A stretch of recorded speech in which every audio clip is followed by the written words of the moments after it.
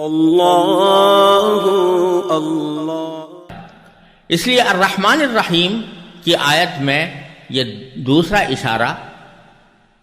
پیغمبروں کی رسالت کے بارے میں بھی ہے، اور اس سے عقیدہ رسالت کی طرف ایک اشارہ ملتا ہے۔ اور تیسری جو آیت ہے مالک یوم الدین، تو اس میں تو خاص طور پر روز جزا کا ذکر ہے کہ اللہ تعالیٰ روز جزا کا مالک ہے، تو اس میں اسلام کے تیسرے عقیدے یعنی آخرت کی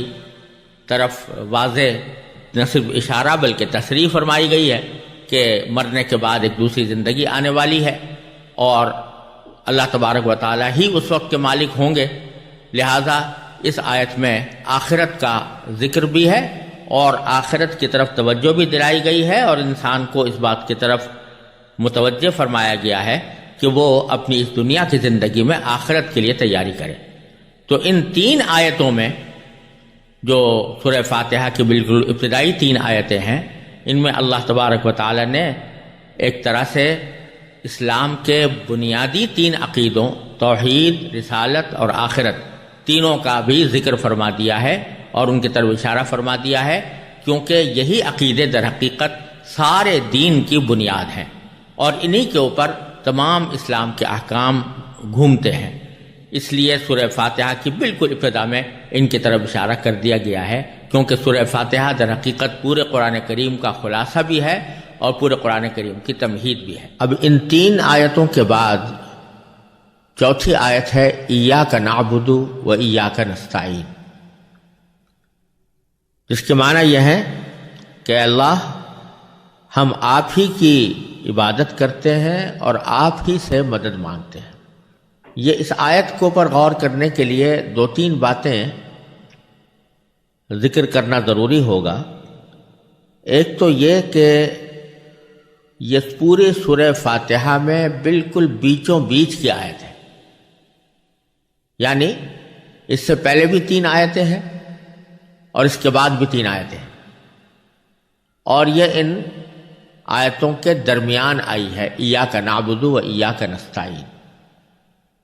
دائیں طرف بھی تین اور بائیں طرف بھی تین آیتیں موجود ہیں، اور ان کے درمیان میں یہ جملہ ارشاد فرمایا گیا ہے ایاک نعبد و ایاک نستعین۔ اس سے کچھ ایسا لگتا ہے کہ یہ سورہ فاتحہ کا بنیادی مرکز ہے اور اس کا وسط ہے، اس کا سینٹر ہے، اور اس سے پہلے کی جو آیتیں آئی ہیں وہ اور اس کے بعد کی جو آیتیں آ رہی ہیں وہ مل کر در حقیقت اس بنیادی حقیقت کی طرف انسان کو لے جانا چاہتی ہیں۔ اب تک کی جو تین آیتیں آئی تھیں اس میں الحمدللہ رب العالمین، الرحمن الرحیم، مالک یوم الدین، تینوں میں اللہ تعالیٰ کی صفات کا بیان تھا۔ اب بندے کی زبان سے یہ کہلوایا جا رہا ہے کہ بندے کو یہ کہنا چاہیے کہ اے اللہ ہم آپ ہی کی عبادت کرتے ہیں اور آپ ہی سے مدد مانگتے ہیں۔ غور کیا جائے تو در حقیقت سورہ فاتحہ کا یہ مرکز ایک بندے کا اللہ تبارک و تعالی سے ایک معاہدہ کرا رہا ہے، ایک عہد کرا رہا ہے۔ عہد دو باتوں کا، ایک یہ کہ ہم عبادت صرف آپ کی کریں گے، کسی اور کی نہیں، اور دوسرے یہ کہ مدد ہم صرف آپ ہی سے چاہیں گے، کسی اور سے نہیں۔ تو دو لفظ استعمال کیے گئے ہیں، ایک عبادت اور ایک استعانت۔ تو عبادت کے لفظ میں ایک خاص مفہوم کی طرف اشارہ ہے اور استعانت میں ایک دوسرے مفہوم کی طرف اشارہ ہے۔ عبادت کے جو لفظ ہے اسی کو قرآن کریم نے انسان کی زندگی کا بنیادی مقصد قرار دیا ہے۔ چنانچہ سورہ ذاریات میں اللہ تبارک و تعالی نے ارشاد فرمایا کہ وَمَا خَلَقْتُ الْجِنَّ وَالْإِنسَ إِلَّا لِيَعْبُدُونَ، میں نے جنات اور انسانوں کو کسی اور کام کے لیے نہیں بلکہ صرف اس لیے پیدا کیا ہے تاکہ وہ میری عبادت کریں۔ اس طرح اللہ تبارک و تعالی نے قرآن کریم میں صاف صاف یہ بات واضح فرما دی کہ انسان کے اس دنیا میں آنے کا بنیادی مقصد اللہ تبارک و تعالیٰ کی عبادت ہے. یہ ہے وہ بنیادی مقصد جس کے تحت انسان کو اس دنیا میں بھیجا گیا. عبادت کیا ہے؟ اس کے مفہوم میں عام طور پر افراط و تفریط واقع ہوتی ہے اور غلط فہمیاں پیدا ہوتی ہیں، اور اس کی وجہ یہ ہے کہ یہ عربی زبان کا جو لفظ ہے عبادت، یہ کسی اور زبان میں اپنے پورے اور مکمل مفہوم کے ساتھ ادا نہیں کیا جا سکتا. جب ہم اس عربی لفظ کا کسی اور زبان میں ترجمہ کرتے ہیں تو اس کا مفہوم بہت محدود ہو جاتا ہے. مثلا اردو یا ہندی میں اگر اس کا ترجمہ کیا جائے تو پوجنا ہوگا، فارسی میں کیا جائے تو پرستش ہوگا، انگریزی میں کیا جائے تو ورشپ ہوگا. یہ تینوں الفاظ در حقیقت عبادت کے وسیع مفہوم کو پوری طرح ادا نہیں کرتے، کیونکہ پوجنے میں یا پرستش میں یا ورشپ میں در حقیقت کسی ایسے طریقے کی طرف اشارہ ہوتا ہے جس کے ذریعے بندہ اپنے آپ کو انتہائی عاجزی کے ساتھ اپنے پروردگار کے سامنے یا اپنے معبود کے سامنے پیش کرے، اور بس. لہذا جو عبادت کے خاص طریقے ہیں انہی کو پرستش یا پوجا یا ورشپ کہا جا سکتا ہے. اسلام میں جو عبادت کا مفہوم ہے وہ اس پرستش اور پوجا اور ورشپ سے زیادہ وسیع اور ہمہ گیر ہے. عبادت کا لفظ در حقیقت عربی کے لفظ عبد سے نکلا ہے، اور عبد کے لغوی معنی ایک غلام کے ہوتے ہیں. اس لیے اس کا صحیح ترجمہ اگر کیا جائے تو وہ بندگی ہوگا، اور بندگی کا مطلب یہ ہے کہ یہ دو چیزوں کا مجموعہ ہے، ایک پرستش اور دوسرے مکمل اطاعت. جس طرح ایک غلام جو پہلے زمانے میں ہوا کرتا تھا، الحمدللہ آج کی دنیا میں کوئی غلام موجود نہیں ہے، لیکن پہلے جو غلام ہوا کرتے تھے ان کا قاعدہ یہ ہوتا تھا کہ وہ اپنے آقا کے ہر حکم کی تعمیل کے ذمہ دار ہوتے تھے. اگر آقا ان سے کہتا کہ تم کسی جگہ جا کر حکومت کرو تو وہ حکومت کرنے کے پابند تھے، حاکم بن کر بیٹھ جاتے. لیکن اگر آقا ان سے کہے کہ فلاں جگہ جا کر جھاڑو دو تو وہ جھاڑو دینے کے مکلف ہیں اور اسی کے ذمہ دار ہیں، ان کا فرض ہے کہ وہ جا کر جھاڑو دیں. جس قسم کا بھی حکم آقا کی طرف سے آ جاتا وہ اس کے پابند تھے، اور اس میں کسی وقت کی بھی پابندی نہیں تھی اور کسی کام کی بھی پابندی نہیں تھی. جس وقت آقا جس کام کا حکم دیتا غلام کے ذمہ واجب ہوتا کہ وہ کام کریں. لیکن ساتھ ساتھ اس میں دو پابندیاں تھیں. غلام کی غلامی میں دو قسم کے استثناء تھے. آقا ان سے ہر کام لے سکتا تھا، لیکن آقا کی ذمہ داری تھی کہ دو قسم کے کام اس سے نہ لے. ایک وہ کام جس میں اللہ تعالیٰ کی نافرمانی ہو، لہذا اگر آقا اپنے غلام کو کوئی ایسا کام کرنے کو کہے کہ جو اللہ تعالیٰ کے حکم کے خلاف ہے، اس کی نافرمانی ہے، تو پھر غلام کے ذمے اس کی اطاعت واجب نہیں رہتی تھی. اور دوسرا یہ کہ آقا کو اپنے بندے پر یا اپنے غلام پر کوئی ظلم کرنے کا اختیار نہیں تھا. اس کو کوئی ایسا حکم نہیں دے سکتا تھا جو اس کے اوپر ظلم کہلائے.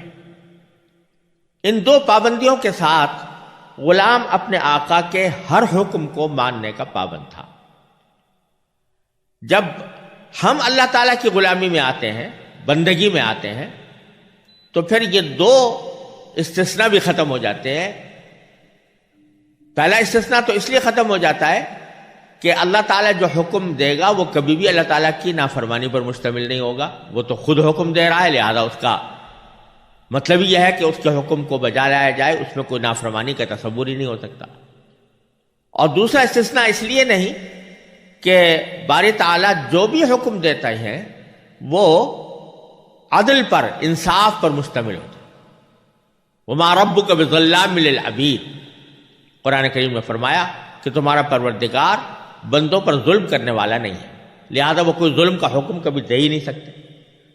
لہذا اب اللہ تبارک و تعالیٰ کی غلامی کا مطلب یہ ہوا کہ اللہ تبارک و تعالیٰ کے ہر حکم کی بلا استثناء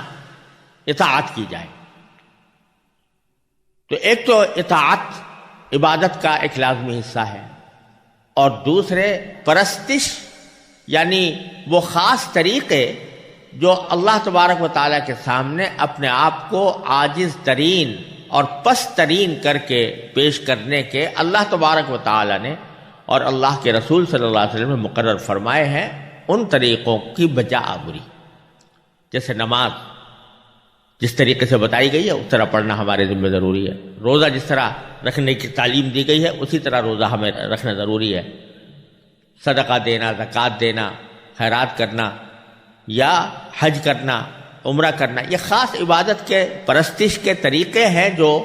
اللہ تبارک و تعالیٰ نے مقرر فرمائے ہیں۔ تو یہ عبادت کا ایک دوسرا اہم پہلو ہے۔ تو جو عبادت کا وسیع مفہوم ہے وہ دونوں کا جامع ہے، ایک طرف پرستش اور پرستش کے جو مقررہ طریقے ہیں ان کو اللہ تعالیٰ کے لیے اختیار کرنا، اور دوسرے اطاعت، یعنی مکمل اطاعت اس کائنات میں سوائے اللہ تبارک و تعالیٰ کے کسی کی نہیں ہے، بالذات اطاعت اللہ تعالیٰ کے سوا کسی کی نہیں ہے۔ اگر اللہ تبارک و تعالیٰ ہی کسی کی اطاعت کا حکم دے دیں تو وہ اس وجہ سے واجب الاطاعت ہو جاتا ہے کہ وہ بھی اللہ تعالیٰ کا حکم ہے۔ جیسے اللہ تبارک و تعالیٰ نے حکم دیا کہ اللہ کی اطاعت کرو اور رسول کی اطاعت کرو، تو رسول کی اطاعت کا حکم بھی چونکہ اللہ تبارک و تعالیٰ نے دیا لہذا اس کی اطاعت بھی ہمارے ذمہ واجب ہو گئی۔ لیکن بالذات اطاعت سوائے اللہ تبارک و تعالیٰ کے کسی اور کی نہیں، کسی اور کا حکم نہیں ماننا۔ یہی وجہ ہے کہ مثلا والدین کی اطاعت کا بھی اللہ تعالیٰ نے حکم دیا ہے، لیکن والدین کی اطاعت اس شرط کے ساتھ مشروط ہے کہ وہ کسی گناہ کا حکم نہ دیں، کسی نافرمانی کا حکم نہ دیں۔ تو مکمل اطاعت بھی کسی اور کی نہیں ہو سکتی اور بالذات اطاعت بھی کسی اور کی نہیں ہو سکتی۔ یہ کہلانا مقصود ہے ایاک نعبد میں کہ میں آپ ہی کی عبادت کرتا ہوں، یعنی اطاعت بھی کسی اور کی بالذات اور مستقل سمجھ کر نہیں کروں گا، اور مکمل اطاعت کسی کی نہیں کروں گا، اور ساتھ یہ کہ پرستش بھی سوائے آپ کے کسی اور کی نہیں کروں گا۔ جو پرستش کے اعمال مقرر کیے گئے ہیں جیسے نماز ہے، قیام ہے، رکوع ہے، سجدہ ہے، یہ کسی اللہ تبارک و تعالیٰ کے سوا کسی اور کے سامنے سجدہ نہیں ہوگا۔ یہ پیشانی اللہ تعالیٰ کے سامنے ٹکے گی، کسی اور کے سامنے نہیں ٹک سکتی۔ اسی واسطے اللہ تبارک و تعالیٰ کے سوا کسی اور مخلوق کو سجدہ کرنا یہ بالکل منع ہے، اور کسی انسان کے لیے جائز نہیں ہے کہ وہ اللہ تبارک و تعالیٰ کے سوا کسی اور کو سجدہ کرے، چاہے وہ کتنا ہی قابل تعظیم بزرگ ہو یا کتنا ہی قابل تعظیم نبی ہو یا ولی ہو یا بزرگان دین میں سے ہو، ان میں سے کسی کے بھی آگے سجدہ کرنا جائز نہیں، یا رکوع کرنا جائز نہیں، یا کوئی ایسا طریقہ اختیار کرنا جو پرستش کا طریقہ کہلاتا ہے وہ اختیار کرنا کسی کے لیے بھی جائز نہیں ہے سوائے اللہ تبارک و تعالیٰ کے۔ تو یہ کہلا کر ایاک نعبد کہلا کر دو چیزوں کا عہد لیا جا رہا ہے بندے سے کہ اے اللہ میں پرستش بھی آپ کے سوا کسی کی نہیں کروں گا، اور میں اطاعت مکمل اطاعت بالذات اور مستقل سمجھ کر بھی کسی اور کی نہیں کروں گا۔ جن مخلوقات کی اطاعت انسان کرتا ہے وہ بھی اس لیے کرتا ہے کہ اللہ تبارک و تعالیٰ نے اس کا حکم دیا، اگر اللہ تعالیٰ نے حکم نہ دیا ہوتا تو پھر اطاعت اس کی واجب نہ ہوتی۔ تو ایک عہد تو پہلے جملے میں یہ لیا گیا ہے بندے سے کہ عبادت میں آپ ہی کی کروں گا، اور عبادت میں دونوں چیزیں داخل ہو گئیں، اطاعت بھی اور پرستش بھی۔ دوسرا جملہ یہ فرمایا گیا ایاک نستعین، یعنی مدد بھی ہم اے اللہ آپ کے سوا کسی اور کی نہیں چاہیں گے، کسی اور سے نہیں مانگیں گے۔ یہاں کسی کے ذہن میں یہ خیال پیدا ہو سکتا ہے کہ دنیا میں تو جب انسان رہتا ہے تو اس کو بعض اوقات دوسروں سے بھی مدد مانگنی پڑتی ہے، مدد لینی پڑتی ہے۔ فرض کیجئے کہ اگر آپ کو لباس پہننا ہے اور لباس کو سلوانا ہے اور آپ کو سلوانا نہیں آتا تو کسی درزی کی مدد کی ضرورت ہوگی۔ کوئی مکان تعمیر کرنا ہے تو مکان کی تعمیر کے لیے معمار کی مدد کی ضرورت ہوگی۔ کوئی بیماری لاحق ہو گئی ہے تو کسی معالج یا ڈاکٹر یا طبیب کے پاس جانا پڑے گا اور اس سے مدد لینی ہوگی۔ تو سوال یہ پیدا ہوتا ہے کہ جب ہم اتنے لوگوں سے یہاں دنیا میں مدد لے رہے ہیں تو پھر یہ دعویٰ جو کیا جا رہا ہے کہ اللہ ہم آپ کے سوا کسی کی مدد نہیں چاہیں گے، کسی سے مدد نہیں مانگیں گے، اس کا پھر کیا مطلب ہوا؟ تو اس کا جواب یہ ہے کہ دنیا میں ہم جن جن لوگوں سے کوئی مدد مانگتے ہیں وہ اس لیے نہیں مانگتے کہ یہ کارساز ہیں ہمارے یا قادر مطلق ہیں، ان کو قدرت مطلقہ حاصل ہے، بلکہ ایک ظاہری سبب کے طور پر ہم ان کی مدد کو اختیار کرتے ہیں۔ اگر فرض کیجئے آپ کسی ڈاکٹر کے پاس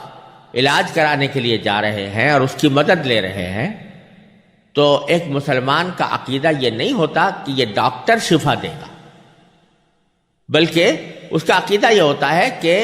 اس کے پاس چونکہ انسان کے معالجات کا علم ہے تو اس لیے یہ میری بیماری کو صحیح پہچان کر وہ دوا دے گا جس میں اللہ تبارک و تعالیٰ نے تاثیر رکھی ہے۔ لہذا ڈاکٹر کے دل میں صحیح بات ڈالنے والا بھی اللہ، اور جو تدبیر اس کے دل میں آئی ہے اور جو تدبیر اس نے مریض کو بتائی ہے تو وہ تدبیر دل میں ڈالنے والا بھی اللہ تبارک و تعالیٰ ہے، اور اس تدبیر کو کارگر اور فائدہ مند بنانے والا بھی اللہ تعالیٰ ہے۔ یہی وجہ ہے کہ ہم دیکھتے ہیں کہ بعض اوقات ایک ہی بیماری ہے، ایک ہی ڈاکٹر ہے، ایک ہی دوا ہے، لیکن وہ دوا ایک شخص کے لیے کارگر ہو گئی، دوسرے شخص کے لیے کارگر نہیں ہوئی۔ اس کو فائدہ پہنچ گیا، اس کو فائدہ نہیں پہنچا۔ اس لیے ہم یہ یقین رکھتے ہیں کہ شفا دینا سوائے اللہ تبارک و تعالیٰ کے کسی اور کا کام نہیں ہے۔ البتہ اللہ تبارک و تعالیٰ نے ہی ہمیں یہ فرمایا کہ ہم نے تمہارے لیے اس زندگی گزارنے کے لیے بہت سے اسباب پیدا فرما رکھے ہیں، اپنی زندگی گزارتے وقت ان اسباب کو بھی اختیار کرو اور ان اسباب کو اختیار کر کے اپنی حاجات پوری کرنے کی کوشش کرو، لیکن یقین رکھو کہ اس سبب میں کوئی قدرت نہیں ہے۔ اس سبب کو مؤثر بنانے والا اور اس کے اندر تاثیر پیدا کرنے والا اور اس کو مفید بنانے والا سوائے اللہ تعالیٰ کے کوئی اور نہیں۔ لہذا جب ہم اس دنیا میں کسی سے مدد لیتے ہیں تو وہ اس کو کارساز سمجھ کر نہیں، قادر مطلق سمجھ کر نہیں، یہ سمجھ کر نہیں کہ اس کے قبضہ قدرت میں ہے میرا کام بنا دینا، بلکہ یہ سمجھ کر کرتے ہیں کہ یہ ایک اللہ تعالیٰ نے سبب پیدا کیا ہے اور اس سبب کی تاثیر اللہ تعالیٰ ہی کے قبضہ قدرت میں ہے۔ لہذا جب یہاں کہہ رہے ہیں کہ ایاک نستعین، اے اللہ ہم آپ کے سوا کسی کی مدد نہیں چاہتے اور نہ آپ کے سوا کسی کی مدد مانگتے ہیں، تو اس کا مطلب یہ ہوتا ہے کہ اللہ آپ کے سوا کسی اور کو اپنا کارساز، اپنا مشکل کشا، اپنا حاجت روا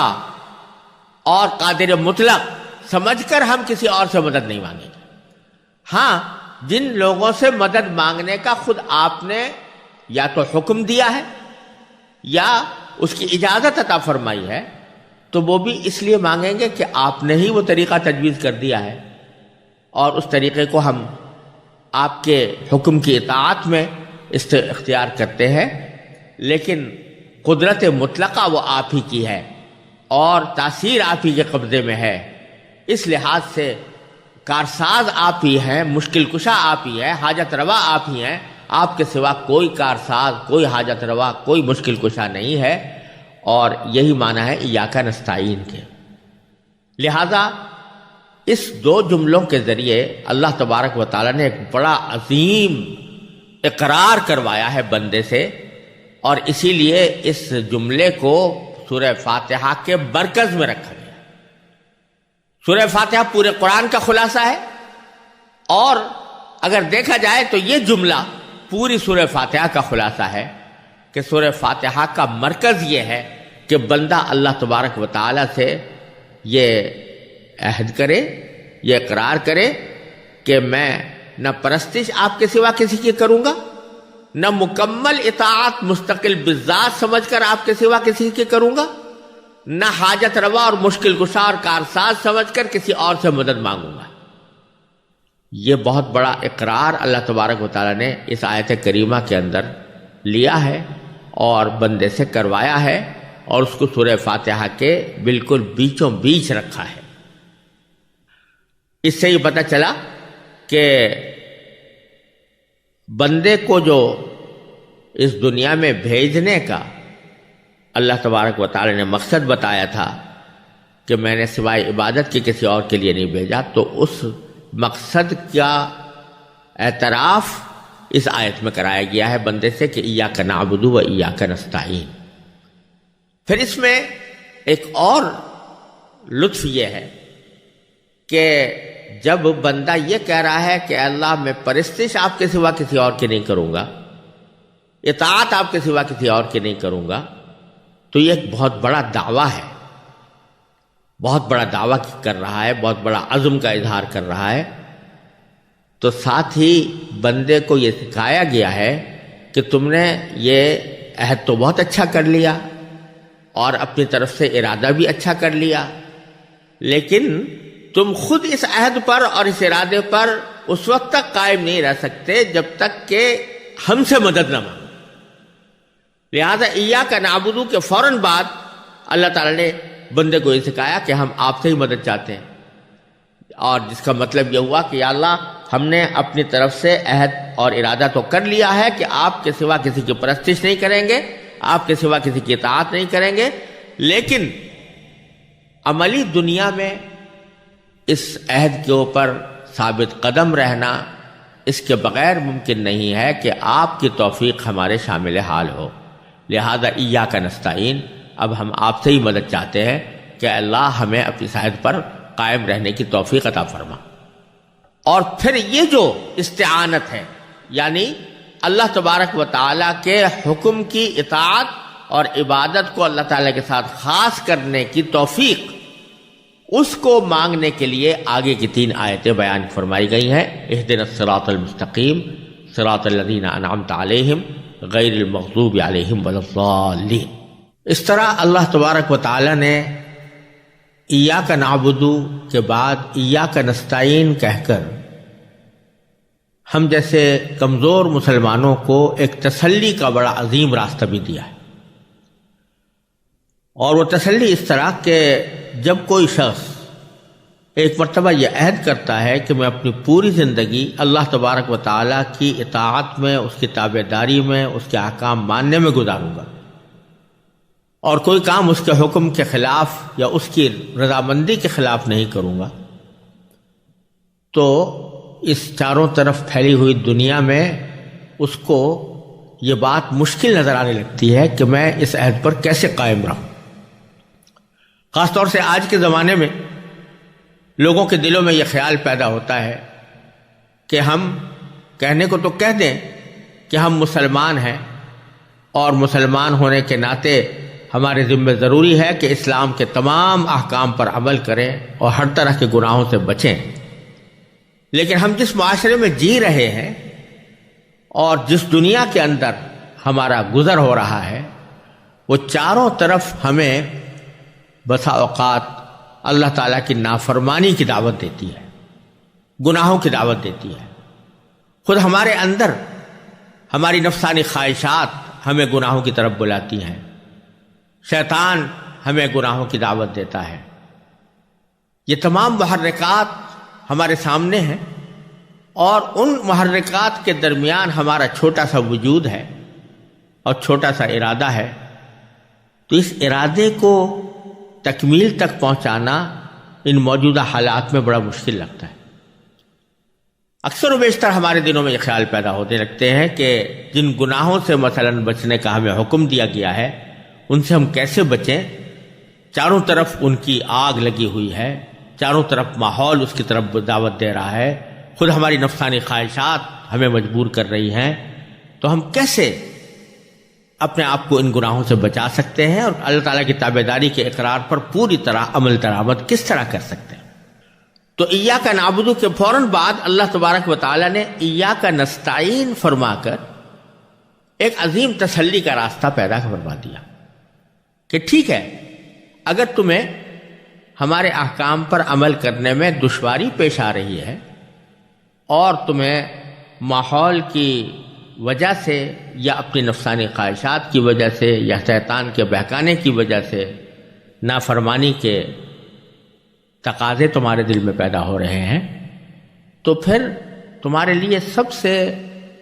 آسان اور سب سے زیادہ مؤثر راستہ یہ ہے کہ ایسے موقع پر ہم سے مدد مانگو، ہم سے مدد چاہو کہ یا اللہ میں نے ارادہ تو کر لیا ہے لیکن میں کمزور ہوں اور گناہ اور معصیت اور نافرمانی کے محرکات مجھے بہت زیادہ مضبوط نظر آ رہے ہیں، آپ اپنے فضل و کرم سے اپنے رحمت سے مجھے ان سے بچا لیں۔ عام طور سے ہوتا یہ ہے ہماری اس جیتی جاگتی زندگی میں ہمیں جن مسائل سے سامنا پیش آتا ہے ان میں اسلامی احکام کے اوپر عمل کرنے کی مشکلات کو ایک ہوا بنا کر اپنے ہاتھوں پر ہاتھ رکھ کر بیٹھ جاتے ہیں، اور واقعتاً اس جیسے ماحول کے اندر اپنے آپ کو مکمل طور سے اللہ تبارک و تعالیٰ کا فرما بردار بنا لینا یہ اچھا خاصا دشوار کام نظر آتا ہے۔ اور اسی لیے اقبال نے کہا تھا کہ چومی گویم مسلمانم بلرزم کہ دانم مشکلات لا الہ را، کہ جب میں اپنے آپ کو مسلمان کہتا ہوں تو بعض اوقات میرے جسم پر کپ کپی طاری ہو جاتی ہے، کیونکہ میں جانتا ہوں کہ لا الہ الا اللہ کے ذریعے میں نے جو اقرار کیا ہے اس کے اوپر عمل کرنا، اس میں کیا کیا مشکلات ہیں۔ تو بے شک بعض اوقات انسان کو یہ مشکلات نظر آتی ہیں، لیکن اللہ تبارک و تعالیٰ نے اسی سورہ فاتحہ کے مرکز میں ہمیں یہ سکھا دیا کہ گھبراؤ نہیں، ان مشکلات کو ہوا بنا کر نہ بیٹھو، ہاتھ پر ہاتھ رکھ کر نہ بیٹھو، بلکہ اپنی سی کوشش جاری رکھو اور ساتھ میں ہم سے مدد مانگو۔ یہی وجہ ہے کہ خود نبی کریم سرور دو عالم صلی اللہ علیہ وسلم نے ایک دعا کی تعلیم فرمائی جو آپ خود بھی فرمایا کرتے تھے، اور وہ دعا یہ ہے کہ اللہم ان قلوبنا و نواسینا و جوارحنا بیدک لم تملکنا منہا شیئا فاذا فعلت ذلک بنا فکن انت ولینا واہدنا الی سواء السبیل، کہ اللہ یہ ہماری پیشانیاں، یہ ہمارے اعضاء و جوارح، ہمارے دل، یہ سب کچھ آپ کے قبضۂ قدرت میں ہیں، آپ اگر چاہیں تو ان کا رخ اپنے راستے کی طرف موڑ سکتے ہیں، لہذا جب آپ نے یہ ساری چیزیں اپنے قبضۂ قدرت میں رکھی ہوئی ہیں تو پھر آپ ہی ہمارے کارساز بن جائیے اور آپ ہی ہمارے ان اعضاء کا رخ اپنی رضامندی کے کاموں کی طرف موڑ دیجیے اور ہمیں سیدھے راستے کی ہدایت دے دیجیے۔ ایک اور دعا میں نبی کریم سرور دو عالم صلی اللہ علیہ وسلم کے یہ الفاظ منقول ہیں کہ اللہم انک سألتنا من انفسنا ما لا نملکہ الا بک، اے اللہ آپ نے ہم سے ہمارے جسم کی ایسے اعمال ہم سے طلب فرمائے ہیں کہ جن پر ہمیں آپ کی توفیق کے بغیر قدرت حاصل نہیں ہو سکتی، فَأَعْطِنَا مِنْهَا مَا يُرْضِيكَ عَنَّا، تو آپ اپنے فضل و کرم سے ہمیں ایسے اعمال کی توفیق دیجئے جو آپ کو ہم سے راضی کر دیں۔ تو ایاک نستعین میں یہ سکھایا جا رہا ہے کہ جب کوئی مشکل پیش آئے تو اس مشکل میں اللہ تبارک و تعالیٰ کی طرف رجوع کرو، چاہے وہ دنیا کی مشکل ہو یا آخرت کی مشکل ہو، چاہے وہ دنیاوی کاموں سے متعلق ہو یا اسلام پر اور اسلام کے احکام پر عمل کرنے سے متعلق ہو، ہماری طرف رجوع کرو، ہم سے مانگو۔ اگر کوئی شخص ساری زندگی مشکلات کا ہوا ذہن پر سوار کر کے بیٹھا رہے اور اللہ تعالیٰ سے رجوع نہ کرے، اللہ تعالیٰ سے مانگے نہیں، تو اس کا نتیجہ یہ ہوگا کہ آخرت میں وہ کوئی اپنے بدعمالیوں کا مناسب جواب نہیں دے پائے گا۔ لیکن اگر ایک بندہ ہر مرحلے پر اللہ تبارک و تعالیٰ سے مانگ رہا ہے کہ یا اللہ میں فلاں کام میں پھنسا ہوا ہوں لیکن نکلنا چاہتا ہوں، کوشش کر رہا ہوں، لیکن کوشش میری اس وقت تک کامیاب نہیں ہو سکتی جب تک کہ آپ کی مدد اور آپ کی توفیق شامل نہ ہو، تو پھر کم از کم وہ اللہ تبارک و تعالیٰ کی بارگاہ میں یہ عذر پیش کرنے کے قابل ہوگا کہ یا اللہ میں نے تو آپ سے مانگا تھا اور آپ سے ہدایت طلب کی تھی، تو اس واسطے آپ مجھ پر کرم فرمائیے، اور یقین ہے کہ اللہ تبارک و تعالیٰ وہ کرم ضرور فرمائیں گے۔ چنانچہ اس ایاک نستعین کے بعد آگے کی جو 3 آیتیں ہیں ان میں اللہ تبارک و تعالیٰ نے ایک بڑی ہی جامع دعا بندے کو سکھائی ہے کہ اہدنا الصراط المستقیم صراط الذین انعمت علیہم غیر المغضوب علیہم ولا الضالین، کہ اے اللہ ہمیں سیدھے راستے کی ہدایت عطا فرما، ان لوگوں کے راستے کی جن پر تو نے انعام کیا ہے، نہ کہ ان لوگوں کے راستے کی جن پر غضب نازل ہوا ہے، اور نہ ان کے راستے کی جو بھٹکے ہوئے ہیں۔ اب ان 3 آیتوں میں سے پہلی آیت تو در حقیقت جامع دعا ہے، اہدنا الصراط المستقیم، اے اللہ ہمیں سیدھے راستے کی ہدایت عطا فرما۔ پھر اگلی آیت میں اس راستے کی تعریف کی گئی ہے کہ وہ راستہ کس قسم کا ہے اور کیسے حاصل کیا جا سکتا ہے، اور تیسری آیت میں یہ بتایا گیا ہے کہ ہمیں جو راستہ مطلوب نہیں ہے وہ کون سا ہے اور کس قسم کے راستے سے ہمیں اجتناب کرنا ہے اور جس سے ہمیں اپنی زندگی میں بچنا ہے۔ ان 3 آیتوں میں یہ 3 باتیں فرمائی گئی ہیں۔ پہلے ان 3 آیتوں میں سے سب سے پہلی آیت پر ذرا سا غور کیجئے، اہدنا الصراط المستقیم، اے اللہ ہمیں سیدھے راستے کی ہدایت فرما۔ اب کہنے کو تو یہ بہت مختصر سا جملہ ہے، لیکن اگر دیکھا جائے تو اس میں دنیا و آخرت کی تمام حاجتیں، تمام ضرورتیں سمٹ آئی۔ صراط مستقیم کے معنی ہے سیدھا راستہ، صراط کے معنی راستہ اور مستقیم کے معنی سیدھا، اور سیدھا راستہ اس کو کہتے ہیں جس میں کوئی کجی نہ ہو، جس میں کوئی موڑ نہ ہو، اور جس میں کوئی چلنے میں دشواری نہ ہو، اور جو ٹھیک منزل تک پہنچا دے۔ اب اس قسم کا راستہ کا مطلب یہ ہے کہ ہمیں وہ طریقہ، اس طریقے تک ہم پہنچ جائیں جو ہمیں منزل تک پہنچانے والا، اور یہ صراط مستقیم ایسی چیز ہے جس کی ہمیں دنیا میں بھی ضرورت ہے اور آخرت میں بھی ضرورت ہے۔ دنیا میں ضرورت اس لیے ہے کہ جو کام بھی کرنے جا رہے ہوں وہ اس وقت تک انجام نہیں پا سکتا جب تک اس کام کو انجام دینے کا ہم صحیح طریقہ اختیار نہ کریں۔ اگر ہمیں جانا تو ہے فرض کیجئے لاہور،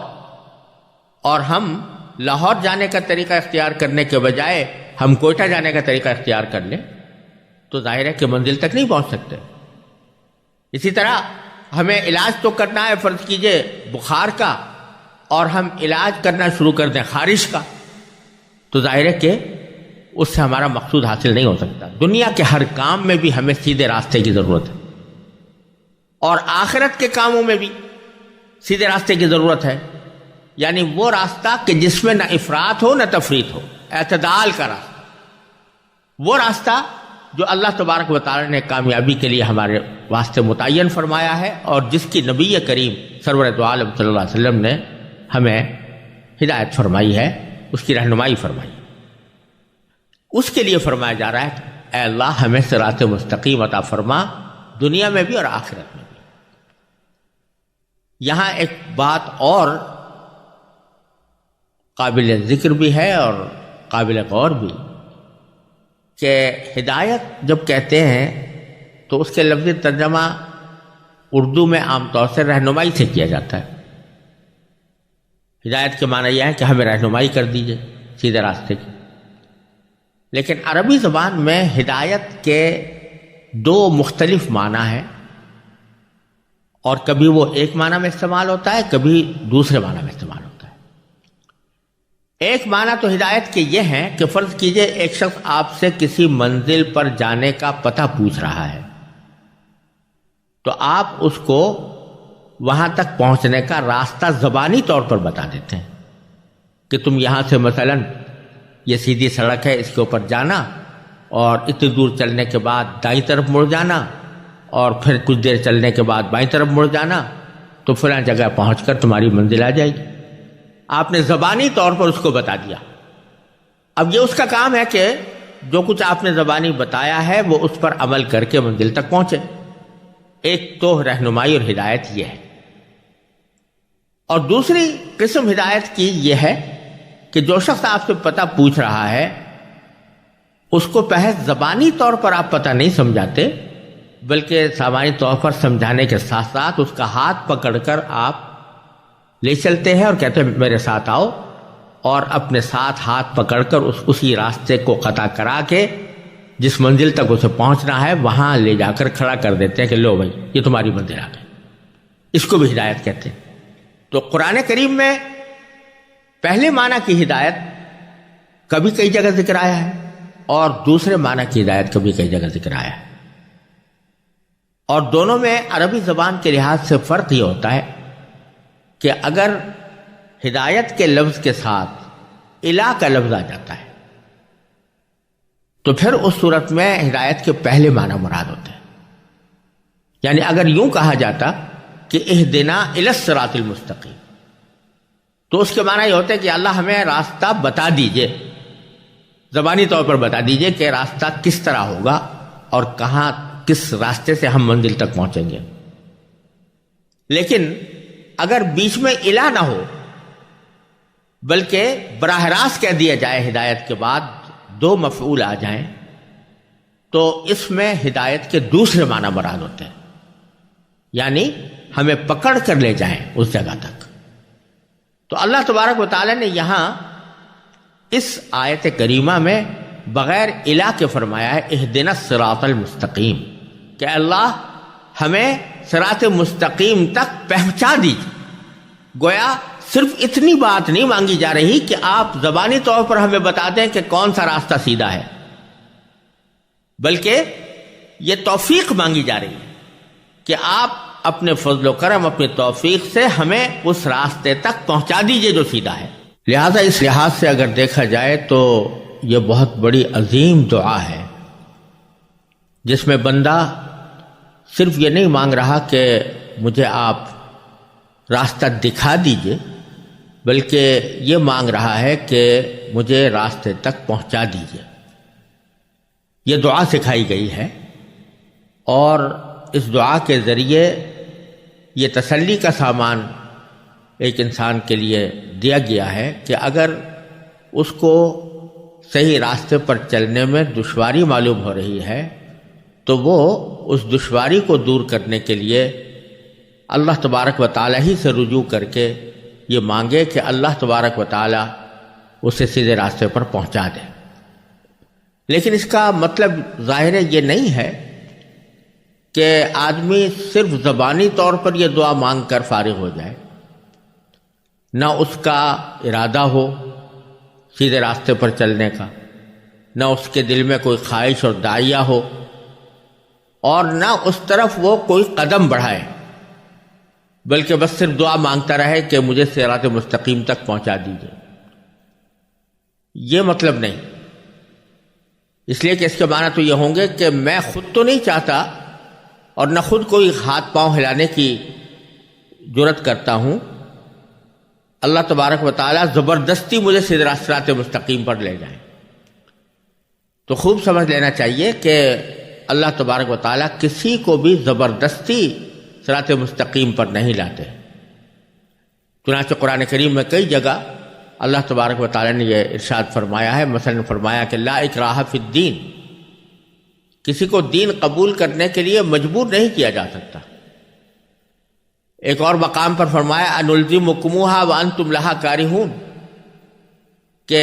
کیا ہم تمہیں زبردستی اس دین پر کاربند کر دیں جبکہ تم اس کو ناپسند کرتے ہو۔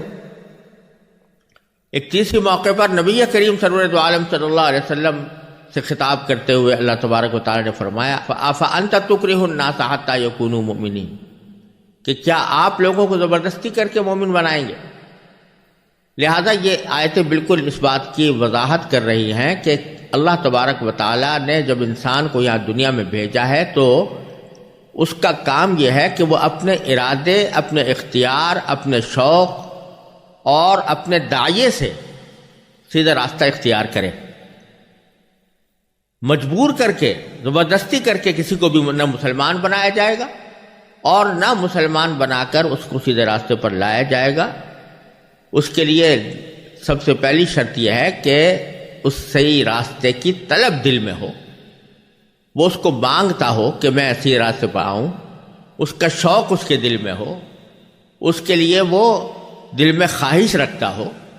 اور نہ صرف یہ کہ خواہش رکھتا ہو بلکہ اپنی مقدور بھر کوشش اس راستے پر جانے کی کرے، تو اس وقت پھر اس کو یہ حق پہنچتا ہے کہ وہ یہ کہے کہ یا اللہ میرے دل میں خواہش بھی ہے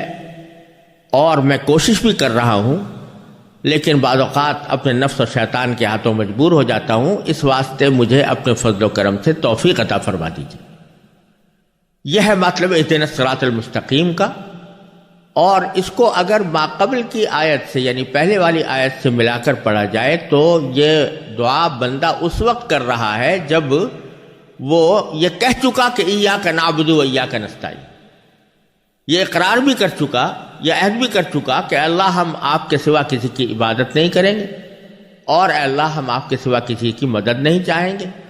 یہ اقرار کرنا خود اس بات کی علامت ہے کہ وہ اللہ تبارک و تعالیٰ کی عبادت کو ہی درست مانتا ہے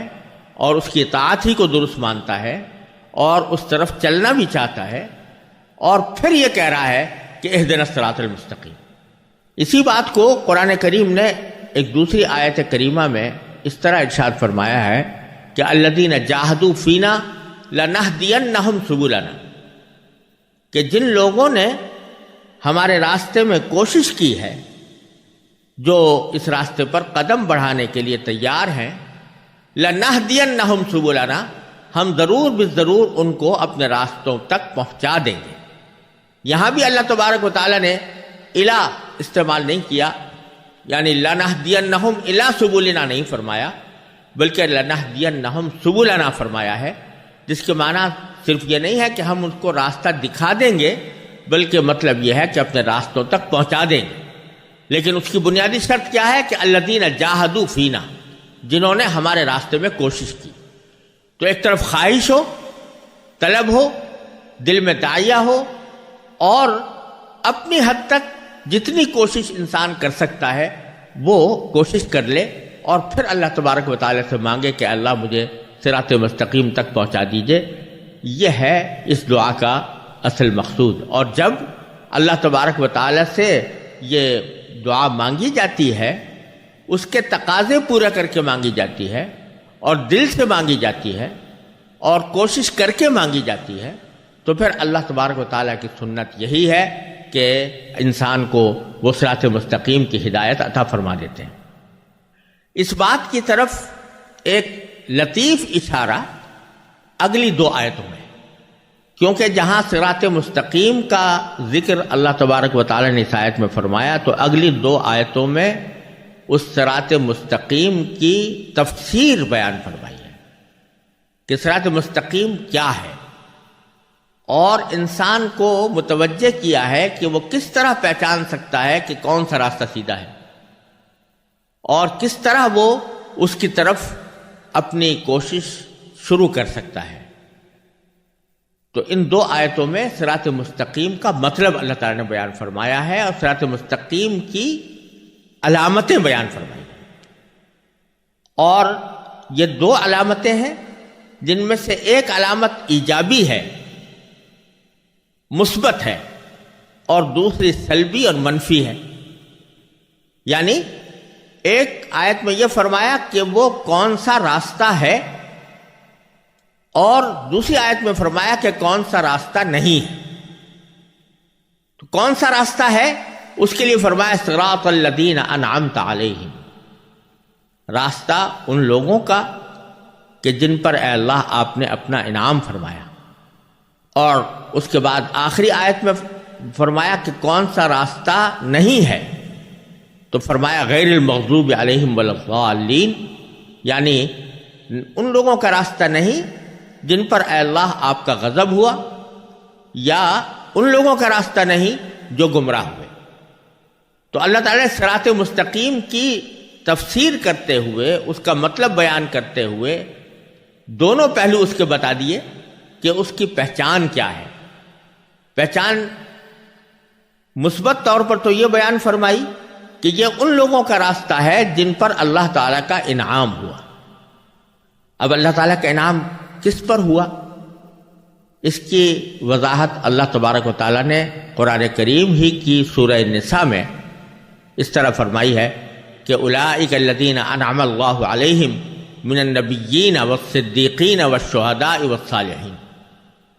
کہ یہ وہ لوگ ہیں جن پر اللہ نے اپنا انعام فرمایا ہے، یعنی انبیاء کرام اور صدیقین. صدیقین سے مراد وہ حضرات ہیں کہ جو نبی کے مکمل طور پر تابع دار ہوتے ہیں اور تابع داری میں پوری طرح سچے اترتے ہیں، جیسے حضرت ابو بکر صدیق رضی اللہ تعالیٰ عنہ نبی کریم صلی اللہ علیہ وسلم کے ساتھ تھے. اور پھر فرمایا کہ شہداء یعنی جو اللہ تعالیٰ کے راستے میں اپنی جانیں قربان کرتے ہیں، والصالحین اور وہ نیک لوگ جنہوں نے اپنی زندگی کو اللہ تبارک و تعالیٰ اور اللہ کے رسول صلی اللہ علیہ وسلم کی تابع داری کے لیے وقف کر دیا. یہ 4 مختلف قسمیں جن کا ذکر اللہ تبارک و تعالیٰ نے ان لوگوں میں فرمایا ہے جن پر اللہ تعالیٰ کا انعام ہوا، انبیاء کرام، صدیقین، شہداء اور صالحین. تو صراط الذین انعمت علیہم کا مطلب یہ ہوا کہ اے اللہ ہمیں ان لوگوں کے راستے تک پہنچا دیجئے کہ جو انبیاء کا راستہ تھا، جو ان کے مکمل تابع دار، سچے تابع دار لوگوں کا راستہ تھا، جو اللہ تبارک و تعالیٰ کے راستے میں اپنی جانیں قربان کرنے والوں کا راستہ تھا، اور جو ان لوگوں کا راستہ تھا جنہوں نے صلاح و فلاح کی زندگی گزاری ہے، یعنی اللہ تبارک و تعالیٰ کے احکام کی مکمل تابع داری کے ساتھ زندگی گزاری. اور غیر المغضوب علیہم ولا الضالین میں اس کا منفی پہلو ہے، یعنی ہمیں ان لوگوں کا راستہ نہیں چاہیے کہ جن پر اے اللہ آپ کا غضب ہوا، اور نہ ان کا راستہ چاہیے جو گمراہ ہوئے. جن پر اللہ کا غضب ہوا سے مراد وہ لوگ ہیں کہ جو جانتے بوجھتے کسی غلط طریقہ کار میں مبتلا ہوئے، جنہوں نے جانتے بوجھتے دین اسلام کو قبول نہ کیا. یعنی ان کا دل گواہی دے رہا تھا کہ اسلام دین برحق ہے، نبی کریم سرور دو عالم صلی اللہ علیہ وسلم جو پیغام لے کر آئے ہیں وہ سچا پیغام ہے، وہ واقعتاً اللہ تبارک و تعالیٰ کی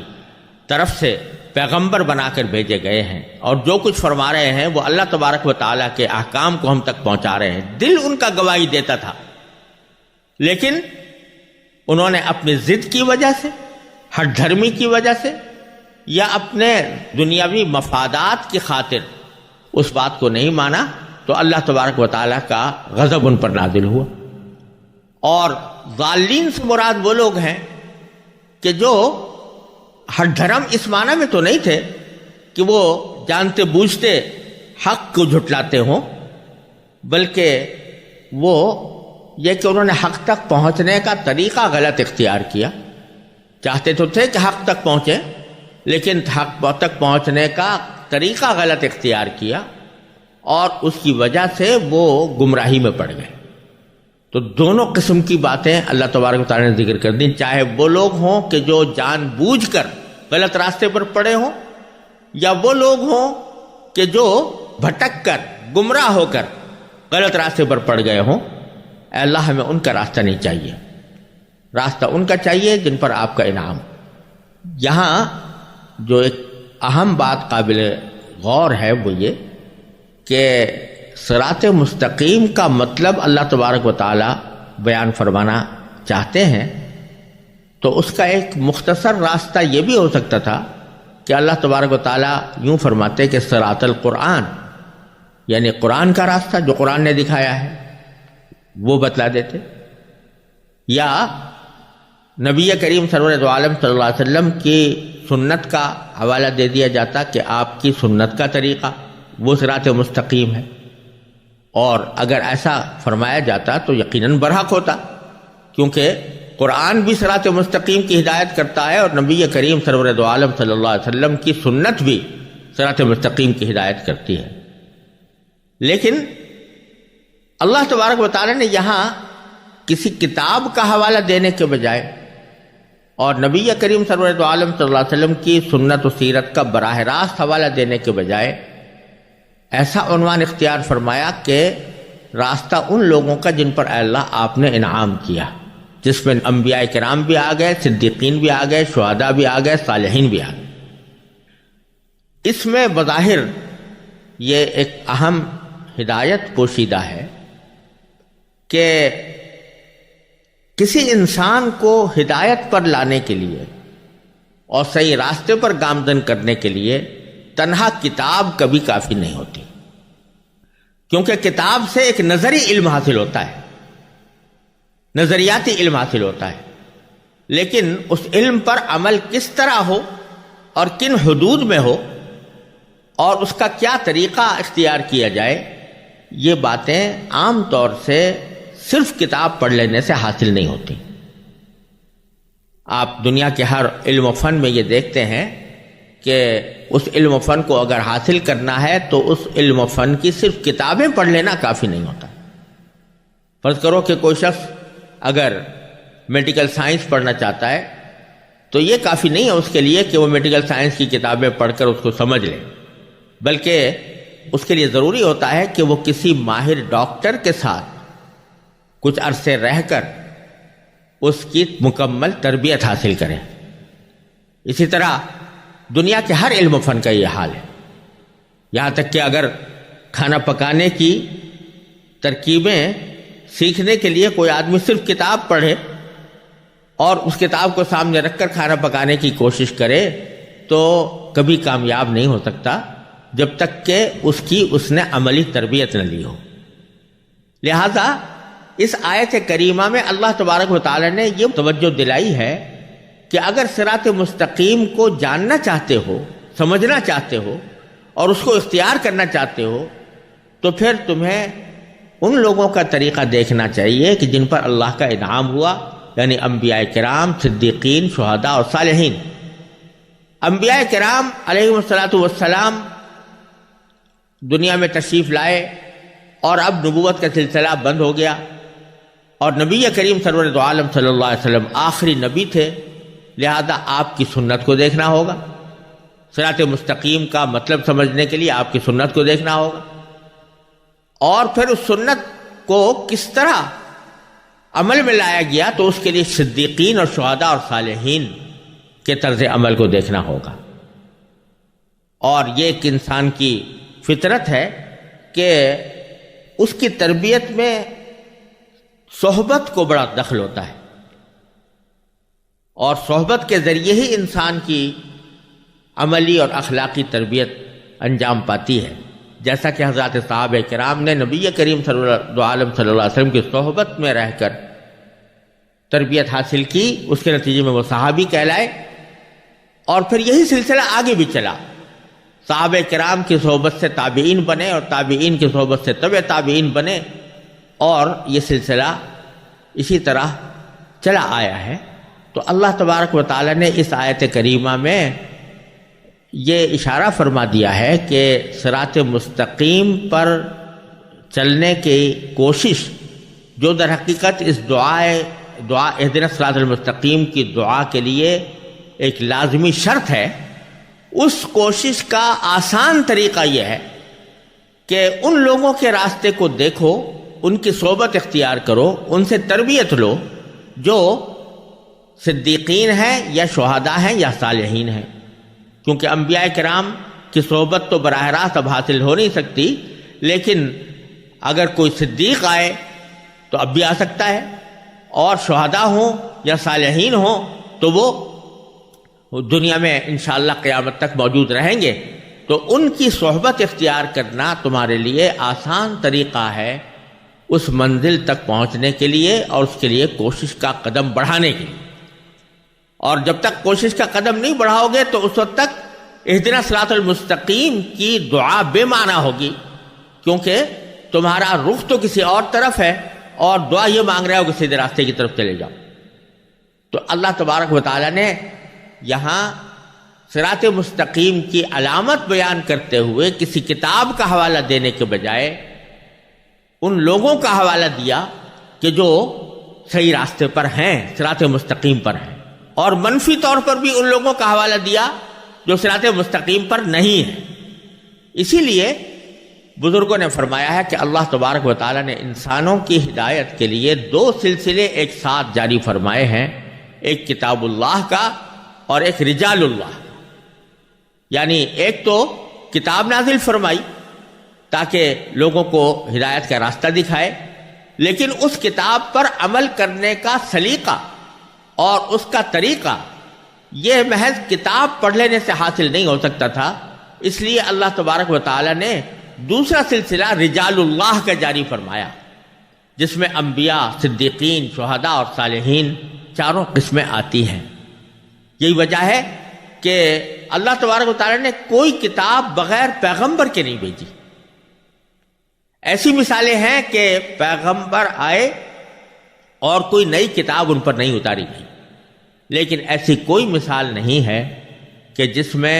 صرف کتاب بھیجی گئی ہو اور پیغمبر ساتھ نہ بھیجا گیا ہو۔ اور مقصد اس کا یہ تھا کہ صرف کتاب پڑھ کر ان کو دین کی عملی تربیت حاصل نہیں ہوگی جب تک کہ کوئی معلم اور مربی اس کتاب کو سمجھانے والا بھی اور اس کے اوپر عمل کی تربیت دینے والا بھی موجود نہ ہو۔ اس لیے اللہ تبارک و تعالیٰ نے ہر کتاب کے ساتھ پیغمبر بھیجا، اور پیغمبروں نے اپنے متبعین کی تربیت فرمائی، پھر انہوں نے اپنے بعد آنے والوں کی تربیت فرمائی، اور اسی طرف قرآن کریم نے ایک دوسری آیت میں بھی اشارہ فرمایا کہ وَاتَّبِعْ سَبِيلَ مَنْ أَنَابَ إِلَيَّ، کہ ان لوگوں کے راستے کی پیروی کرو جو میری طرف متوجہ ہیں، یعنی مجھ سے رجوع کرتے ہیں، اور جن کا مزاج یہ بن گیا ہے کہ وہ اللہ تبارک و تعالیٰ کی بندگی کرے، اپنی زندگی کے ہر شعبے میں اللہ تعالیٰ کے بندے بنے، ان کے راستے کو اختیار کرو۔ تو اس میں اللہ تبارک و تعالیٰ نے اس ہدایت کو حاصل کرنے کے لیے پہلا قدم بڑھانے کا ایک آسان گر بھی ان 2 آیتوں کے اندر بتا دیا ہے، اور اگر ہم اس پر عمل کریں تو اللہ تبارک و تعالیٰ کی رحمت سے امید ہے کہ ہماری یہ دعا کہ اہدنا الصراط المستقیم یہ سچی دعا ہوگی، اور اس صورت میں اللہ تبارک و تعالیٰ کی رحمت سے پوری امید ہے کہ اللہ تبارک و تعالیٰ ہماری یہ دعا قبول فرمائیں گے۔